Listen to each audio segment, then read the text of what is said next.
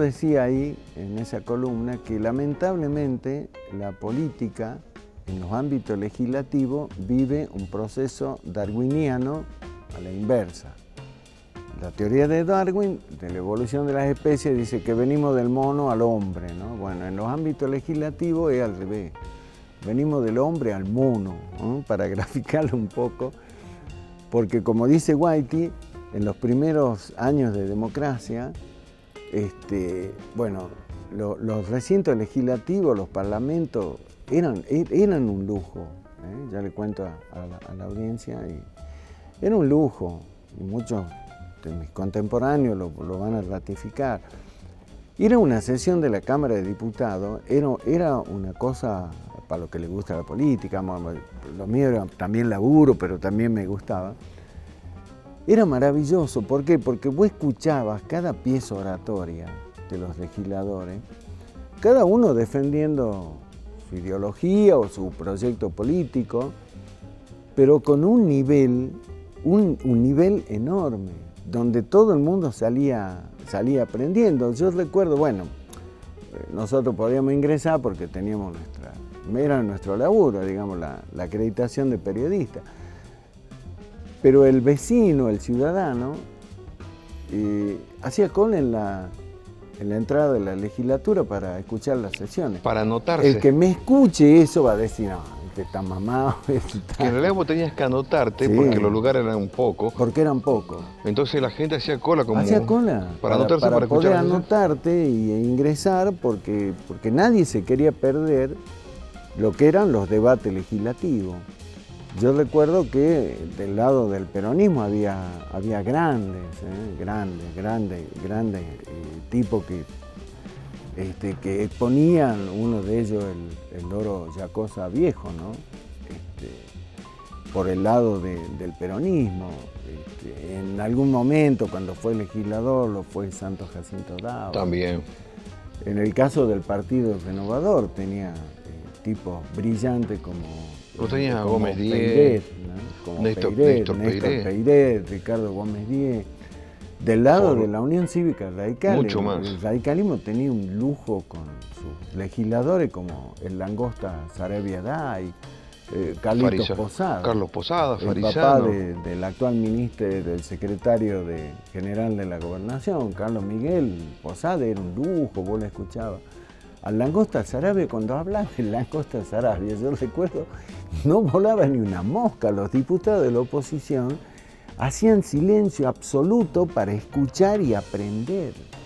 ¿Para qué nos ha pasado que...? Es más, te cuento algo. Y él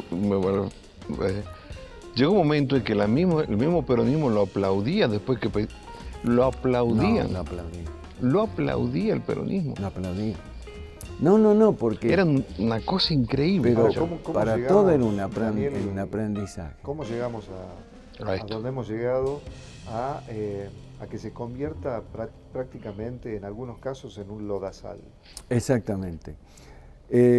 Bueno, de ahí mi columna que escribí hace mucho y que tiene una vigencia cada vez mayor cuando pasan los años, tristemente, de esta teoría darwiniana, porque hoy vemos que hay una absoluta, y lo digo con mucho dolor y con todos los, como dice Walter, con la cantidad de años, sí, dolor compartido, de estar, digamos, porque nosotros los periodistas políticos somos parte de la política. Seguro. Digamos, yo nunca he sido candidato, ni lo seré, ni me importa, pero somos parte de la política.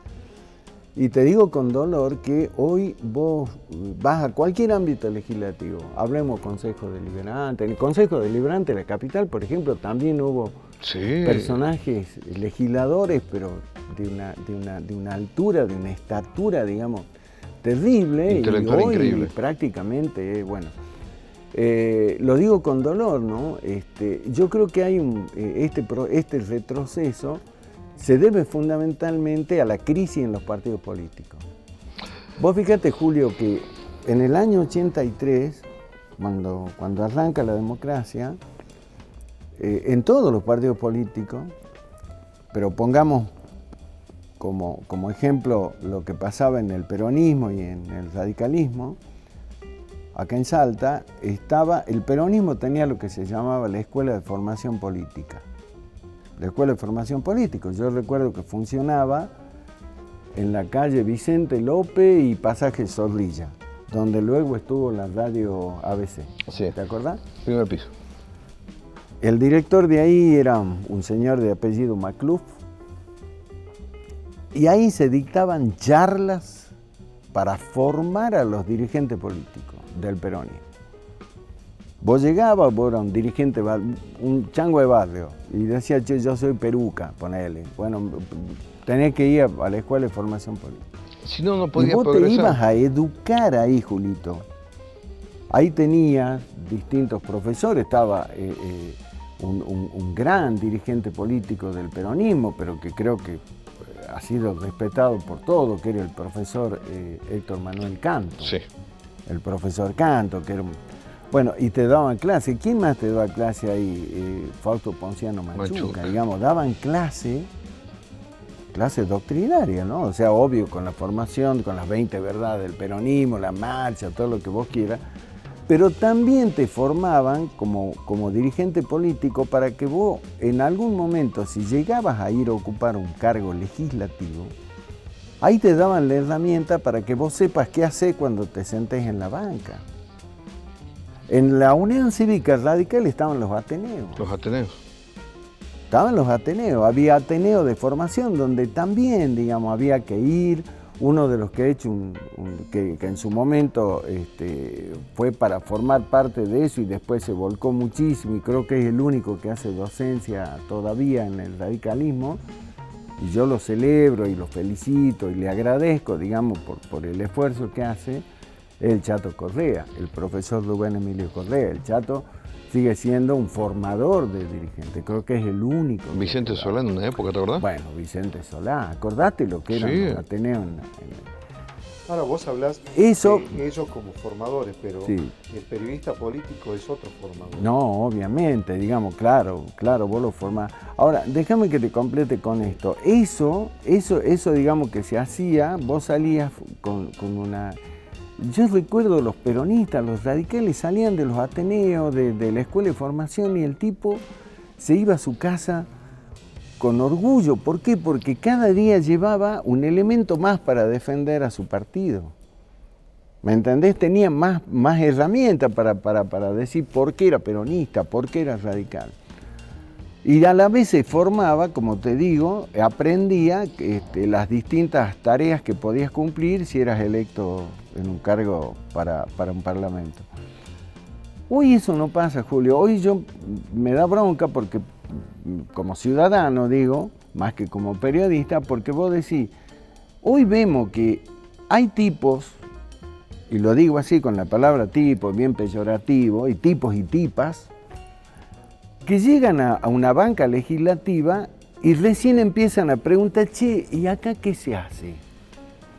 Che, ¿y cómo se hace esto? Vos le preguntás, che, ¿sabe lo que es un proyecto de resolución? De resolución, de ley, un proyecto de declaración? Y los tipos no tienen ni idea, tipo y tipa, no tienen ni idea. Y a mí me da bronca porque yo digo, es lo mismo que a mí me nombren director del Hospital San Bernardo. Y cuando me nombran director, yo recién me inscribo en la carrera de medicina. ¿Me entendés? O sea, como si una vez que tengo el cargo de director del hospital, recién me inscribo en la carrera de medicina. No. En el mejor de los casos, ¿no? En el mejor de los casos. Ahora, Eso creo, Julio, contestando a tu pregunta, creo que es una de las razones por las cuales hoy hay un nivel tan, pero tan chato en todo lo que es el ámbito legislativo.